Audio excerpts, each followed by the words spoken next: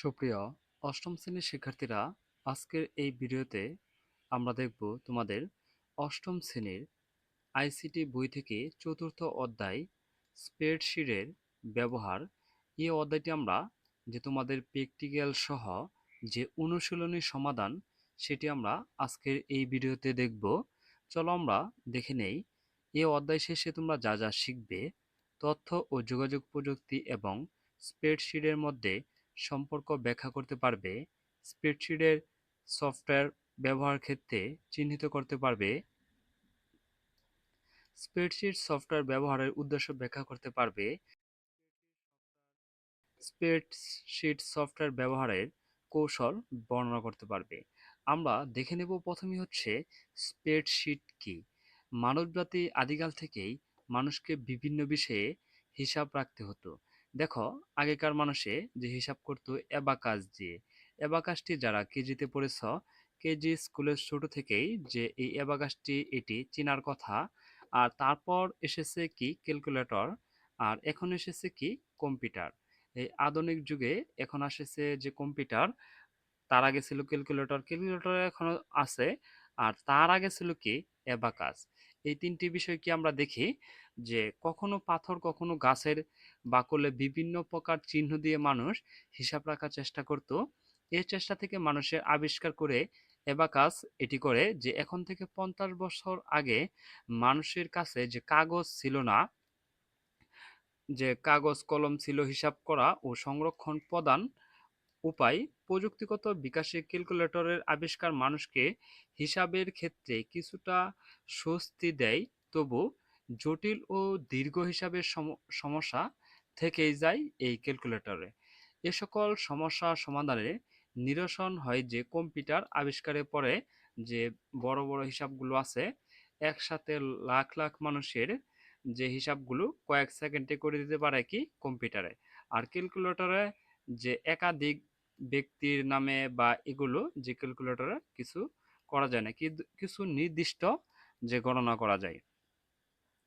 আর এই আগে আমাদের যে তিনটি সফটওয়্যার এসেছিল, যে ভিজিক্যাল, আর এক্সেল, ওপেন, অফিস ক্যালক, এই তিনটি সফটওয়্যার আমাদের আগে ব্যবহার হতো। এখন ব্যবহার হয় যে মাইক্রোসফট এক্সেল, এখন ব্যবহার হয় যে মাইক্রোসফট এক্সেল, স্প্রেডশিট, এই বিষয়গুলো আমরা দেখব। আর এখন দেখো, স্প্রেডশিট প্রোগ্রাম কি। স্প্রেডশিট প্রোগ্রাম হলো এক ধরনের অ্যাপ্লিকেশন কম্পিউটার প্রোগ্রাম, এক ধরনের অ্যাপ্লিকেশন কম্পিউটার প্রোগ্রাম। এটিকে কখনো কখনো ওয়ার্কবুকও বলা হয়।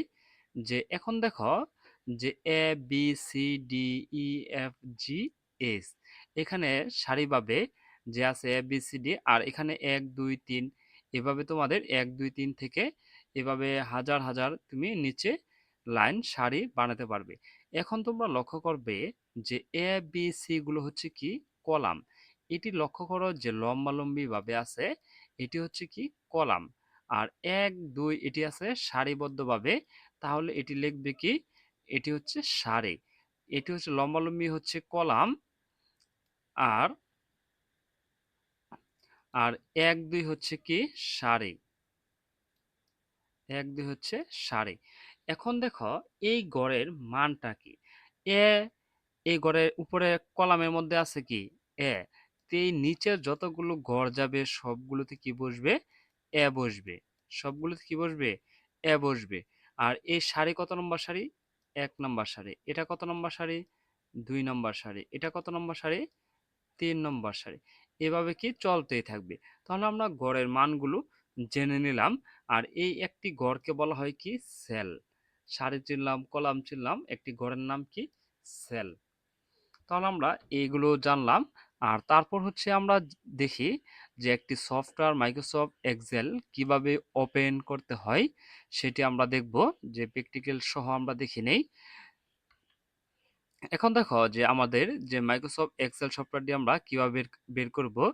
এখানে আমরা সার্চ বারে এখানে লিখব হচ্ছে এক্সেল, ই এক্স সি ই এল। এটা লেখার পরে দেখো মাইক্রোসফট ওপেন এক্সেল 2007, আমার এই কম্পিউটারে যে 2007 ভার্সনটি আছে এটির মধ্যে ক্লিক দিলাম। এখন আমাদের এটি আসছে। আমরা বইয়েই লক্ষ্য করছিলাম এ বি সি ডি এগুলো দেওয়া ছিল, আর এটি ১ ২ ৩ এটি দেওয়া ছিল। তাহলে আমরা এই সফটওয়্যারটি ওপেন করতে পারি। এখন দেখো এই সফটওয়্যারটি আমরা ওপেন করতে পারি। এখন এখানে কিছু কাজ আছে, সেই কাজগুলো আমরা দেখব। যে আমরা এই সফটওয়্যারটি ওপেন করতে এই পর্যন্ত আমাদের কাজ হয়ে গেছে। এখন দেখো এক একজনের নাম কিভাবে আমরা প্রিন্ট করব, কিভাবে যোগ করব, সেই বিষয়গুলো আমরা দেখি। দেখো আমরা যে প্রথমে আমরা এই এক্সেল এটি ওপেন করে নিলাম। এখন হচ্ছে এটা আমি একটু একটু জুম করে নেই। যে এর ঘরে আমরা লিখব হচ্ছে ২ এবং বি এর ঘরে লিখলাম ৫। এখন সি এর ঘরে অটোমেটিক এভাবে আমরা যে যোগ হয়ে যাবে এই একটি সূত্র লিখবো। এটা একটি সূত্র আছে, সূত্রটি লিখবো ইকুয়াল। প্রথম এই এর গড়ের নামটি কি ছিল? A1 এবং বি গড়ের নামটি ছিল কি? এই গড়ের নামটি ছিল B1। এই গড়ের নামটি কি হবে? B2। এই গড়ের নামটি হবে A1, A3, এটি আমরা দেখেছিলাম। তাহলে A1 এর সাথে আমরা AB এটি যোগ করব। তাহলে এখানে এই সূত্রটি হচ্ছে আমরা এভাবে লিখব ইকুয়াল, তারপর আমরা লিখব ব্র্যাকেট। এখানে আমরা কি ব্র্যাকেটটি ক্লোজ করব। এটি হচ্ছে আমাদের সূত্র। এখন আমরা এন্টার দিলেই এখানে কি সেভ হয়ে গেছে। এখানে আমরা এন্টার দিলে এখানে কি সেভ হয়ে গেছে। এখন দেখো ৫ ২ এবং ৫ ৭ এটি আমাদের কি যোগ করা লাগতেছে না।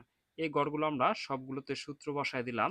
এখানে আমরা আরেকটি বড় সংখ্যা লিখি ২৩, এখানে লিখব ৪৪। এখানে দেখো অটোমেটিক যোগ হয়ে গেছে। এখানে লিখব ৫, এখানে লিখব ৬। দেখো ১১ যোগ হয়ে গেছে। এখন যদি আমরা অনেক বড় একটি সংখ্যা দেই, দেখবো এখানে কি অটোমেটিক যোগ হয়ে গেছে। এখন যদি মনে করি এই সূত্রটি আমি যে বিয়োগের করব, তাহলে কি করব? এখানে বিয়োগ দিয়ে সূত্রটি লিখে ফেললাম। এখানে আমরা লিখব যে ৭ থেকে ২, তাহলে কি এখানে বিয়োগ হয়ে গেছে। আর এখানে আমরা যে চিহ্নটি পরিবর্তন করলে কি হবে? যোগ বিয়োগ গুণ ভাগ এই সংখ্যাগুলো হবে। তাহলে আমরা এই পর্যন্ত দেখে নিলাম। তোমরা যদি আরো বিস্তারিত সহজ চাও তাহলে অবশ্যই কমেন্ট করে জানিয়ে দিবে। এখন আমরা তোমাদের এই অধ্যায়ের যে অনুশীলনীটি আছে সেটি আমরা সমাধান করব। প্রথম হচ্ছে, প্রথম স্প্রেডশিট সফটওয়্যার কোনটি? এই একের উত্তরটি হচ্ছে খ ফিজিক্যাল। তারপর হচ্ছে ২ ওয়ার্ক বুক ব্যবহার করা যায় না। এই ২ এর উত্তরটি হবে গ ডাক্তারি পরীক্ষা করতে মাইক্রোসফট এক্সেল কমান্ডগুলো কোন গুচ্ছে সাজানো থাকে? এই ৩ এর উত্তরটি হচ্ছে গ রিবন। তথ্য ও যোগাযোগ প্রযুক্তিতে স্প্রেডশিটের আবির্ভাব। এই ৪ এর উত্তরটি হচ্ছে খ ১ এবং ২। তারপর হচ্ছে ৫ বিশ্ববিদ্যালয়গুলোর তুলনামূলক ফলাফল প্রস্তুত করতে এক্সেলের কোন অপশনটি ব্যবহার সুবিধাজনক? এই ৫ এর উত্তরটি হচ্ছে খ চার্ট।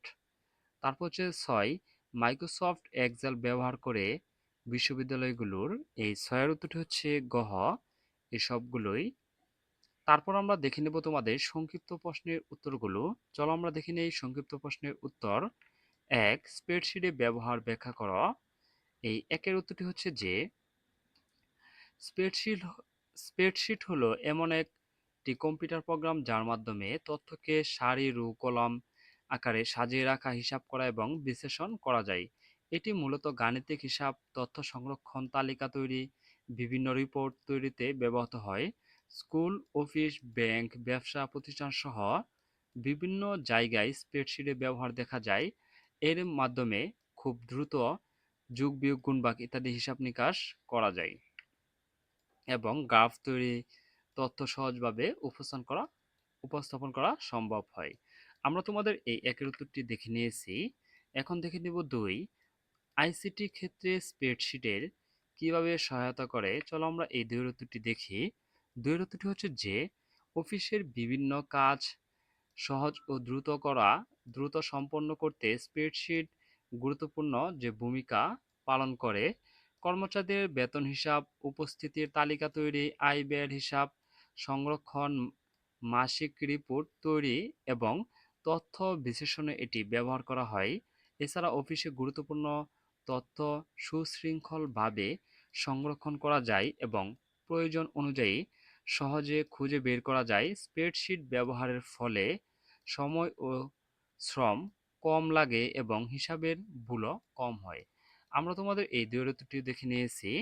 তারপর দেখে নেব আমরা ৩, স্প্রেডশিটে যোগ বিয়োগ করা সুবিধাজনক কেন? চলো আমরা এই ৩ উত্তরটি দেখি। স্প্রেডশিটে বিভিন্ন ফর্মুলা ফাংশন ব্যবহার করে খুব সহজে যোগ বিয়োগ করা যায়। একবার ফর্মুলা ব্যবহার করলে অনেকবার তথ্যের হিসাব স্বয়ংক্রিয়ভাবে সম্পন্ন হয়। এটি হচ্ছে আমরা যে ২ যোগ ৫ দিয়েছিলাম অটোমেটিক কি হয়ে গেছিল? ৭ হয়ে গেছিল। এরকম যে ফলে হাতে হিসাব করার তুলনায় সময় কম লাগে এবং ভুল হওয়ার সম্ভাবনাও কম থাকে। আমরা তোমাদের এই ৩ উত্তরটি দেখে নিয়েছি। এখন দেখে নেব ৪, পরীক্ষার ফলাফল প্রস্তুত ও সংরক্ষণে স্প্রেডশিটে ব্যবহার সুবিধা লেখা।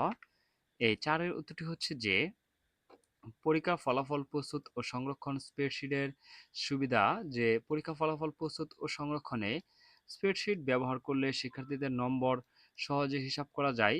মোট নম্বর, গড় নম্বর, গ্রেড তালিকা ও মেধা তালিকা খুব দ্রুত সম্ভব করতে হয়। তোমরা এই পর্যন্ত পড়ে নিও। ধন্যবাদ শিক্ষার্থীরা। আমরা তোমাদের এই চতুর্থ অধ্যায়ের যে বিস্তারিত সহ আলোচনা সহ আমরা অনুশীলনী সমাধানটি দেখে নিয়েছি। পরবর্তী ভিডিওতে আমরা দেখব পঞ্চম অধ্যায় শিক্ষা ও দৈনন্দিন জীবনে ইন্টারনেটের ব্যবহার। এই অধ্যায়টি আমরা বিস্তারিত আলোচনা করব এবং অনুশীলনী সমাধান করব। আর পরবর্তী ভিডিও সবার আগে পেতে চ্যানেলটি সাবস্ক্রাইব করে পাশেই থাকবে। আর যারা সাবস্ক্রাইব করেছো তাদেরকে অসংখ্য ধন্যবাদ।